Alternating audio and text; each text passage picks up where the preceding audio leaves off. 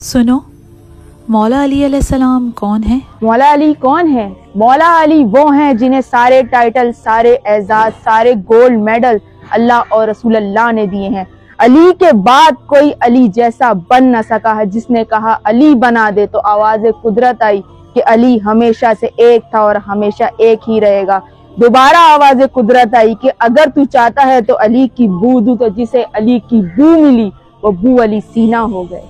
नाम अली, लक़ब अमीरुल मोमिनीन, कुनियत अबुल हसन अबू तुराब यानी कि मिट्टी का बाप। वालिद का नाम हजरत अबू तालिब, वालिदा का नाम हजरत फातिमा बिनते असद। तारीख विलादत 13 रजब, जाए विलादत खाने काबा। तारीख शहादत 21 रमजान, मुद्दत हयात 63 ईयर्स ओल्ड, जाए मुदफन नजफ अशरफ इराक। पूरे कुरान में फजीलत की कुल 4 आयतें हैं और याद रखिएगा कि लफ्ज फजीलत बहुत आया है और यहाँ लफ्ज फजीलत की बात नहीं कर रही बल्कि कुल 4 चीजें हैं जिस पे लफ्ज फजीलत मिलती है। पहली फजीलत सूरह ज़मर। तर्जुमा, जाहिल और आलिम बराबर नहीं हो सकते, आलिम अफजल है, ये है पहली फजीलत। और फजीलत का एक मयार, और अल्लाह को ये पसंद नहीं है कि आलिम के बराबर में जाहिल खड़ा हो जाए। तो फजीलत का पहला मयार इल्म है, तो जिसके पास इल्म होगा वही अफजल है और वही साहिब इज्जत है। अब बढ़ते हैं दूसरे मयार और दूसरी फजीलत की जानिब। सूरह सजदा। तर्जुमा, फासिक मोमिन के बराबर नहीं हो सकता।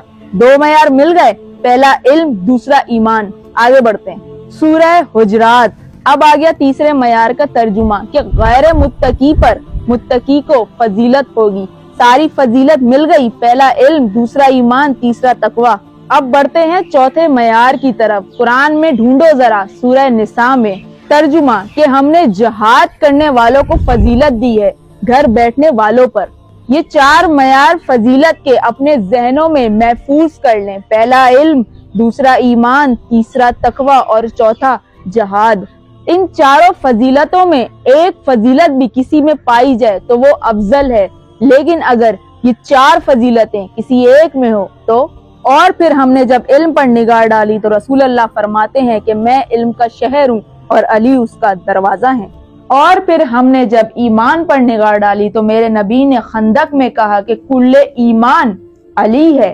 और फिर हमने जब तकवे पर निगाह डाली तो मेरे नबी ने अली के कांधे पे हाथ रख कर कहा कि अली इमामुल मुत्तकीन है। और फिर हमने आखिरी फजीलत जिहाद पे निगाह डाली तो मेरे नबी ने कहा कि कल उसको अलम दूंगा जो फरार नहीं करेगा, रुक जाएगा मैदान में। तो फिर रसूल अल्लाह ने फरमाया ये चारों फजीलतें अली और मुर्तजा यानी शेर खुदा में मौजूद। और फिर एक और फजीलत की तरफ इशारा करती चलूं कि काबे में अली का आना जीती जागती फजीलत है। और फिर अली की मिसाल काबे की मिसाल है। काबा अपना हज करवाने लोगों के पास नहीं जाता, लोग काबे के पास आते हैं। और कायनात में हर साल बाप बेटे के 2 मौजज़ात रुखनुमा होते हैं, एक करबला में और एक काबे में। कि करबला में इमाम हुसैन का सर जिस पत्थर पे रखा गया उस पत्थर से खून का निकलना और गवाही देना कि देखो ए नाना की उम्मत, मुझे बेखता शहीद किया गया। और एक काबे की दीवार में शक हो जाना ताकि लोगों तक ये पैगाम पहुंच सके कि काबे ने खुद अली को बुलाया। और अली की आमद पर खुदा ने अपने घर में खुद दर बनाया ताकि लोगों में कोई शक न रहे। तो यहाँ खुदा बता रहा है कि काबे के आगे सर झुकाओ और अली के आगे दिल झुकाओ। उसका हक उसको देने जाओ, वो मांगने नहीं आता। यानी काबा किसी के पास अपना हक मांगने नहीं आता। अली आप भी अपना हक किसी के पास मांगने नहीं जाएंगे। ये अल्लाह ने फरमाया कि अली तेरी मिसाल काबे की मिसाल है। तो काबे की तरफ निगाह करना इबादत है, कुरान पर निगाह करना इबादत है, आलिम के चेहरे पर निगाह करना इबादत है, और इसी तरह बाप के चेहरे पर निगाह करना इबादत है। और जो काबे को देख रहा हो कुरान को ना देख रहा हो, फिर कुरान को देख रहा हो काबे को ना देख रहा हो, तो क्यों ना फिर ऐसा ढूंढो जो बाप भी हो, कुरान भी हो, काबा भी हो और आलिम भी हो, ताकि सारी इबादत एक साथ बजा लाएं। और मैं हद से किसी जात को नहीं बढ़ा रही। अगर खुदा खुद कसीदा पढ़ता हुआ नजर आए कि अली ऐनुल्लाह है, अली असदुल्लाह है, अली वजुल्लाह है, अली लिसानुल्लाह है, कि کہ علی سلطان عالم ہے، علی آلہ ہیں، علی صفدر ہیں، تو غیرت مند باپ کا بیٹا ہے علی، اور توحید کی تعریف اہل بیت سے بہتر کسی نے نہیں کی۔ اور بتاتی چلوں کہ علی فضائل کی تلاش میں نہیں جاتا، بلکہ فضائل علی کی تلاش میں آتے ہیں۔ اور علی کی تمنا نہیں تھی کہ خیبر کا علم مل جائے، علم کی تمنا تھی کہ علی کے ہاتھ میں آ جاؤں۔ اور یہ بھی سن لیجئے کہ علی کی تمنا نہیں تھی، حل عطا کی تمنا تھی کہ علی کے گھر میں آ جاؤں۔ علی کی تمنا نہیں تھی، انگوٹھی کی تمنا تھی کہ علی کے ہاتھ میں سج جاؤں۔ اور اگر علی خود روٹیاں لے کر گئے ہوتے تو علی کی تمنا تھی، لیکن اگر فرشتے خود روٹیاں لے کر آ گئے تو حل عطا کی تمنا تھی۔ اور علی اگر خود کہتے کہ مجھے علم دے دیجئے تو علی کی تمنا تھی، لیکن اگر رسول اللہ خود بلا کر علم دیں تو علم کی تمنا تھی۔ اور اگر بنت اسد خود دروازہ کھول کے کعبے میں جاتی تو علی کی تمنا تھی، لیکن اگر کعبے میں خود در بن جائے تو اللہ اور کعبے کی تمنا تھی کہ علی کعبے میں آ جائیں۔ تو غیرت مند باپ کا غیرت مند بیٹا ہے علی، جو کبھی خود فضائل کی تلاش میں نہیں گیا۔ اب جملہ محفوظ رکھنا کہ پورے قرآن میں کل ایک آیت ہے جس پر علی کو ناز ہے۔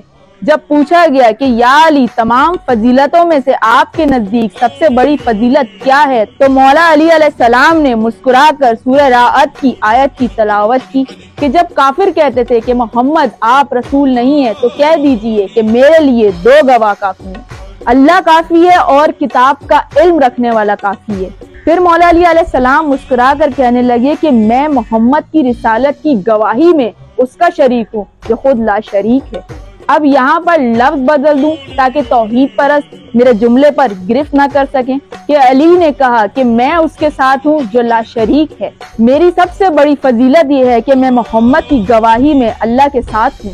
اب یہاں پر سمجھیں کہ اللہ نے قرآن دے کر گواہی دی اور ایک نے بول کر گواہی دی۔ غور و فکر کریے گا، کیونکہ گواہی وہی دے سکتا ہے اور گواہ وہی بن سکتا ہے جو ہر جگہ اس کے ساتھ ہو۔ اب ذرا ذہن کے گھوڑے دوڑاؤ اور غور و فکر کرو کہ جب خدا نے کائنات بنائی تو پنجتن کے نور کو خلق کیا تو وہاں کون کون ساتھ تھا؟ اللہ، محمد، علی، فاطمہ، حسن اور حسین۔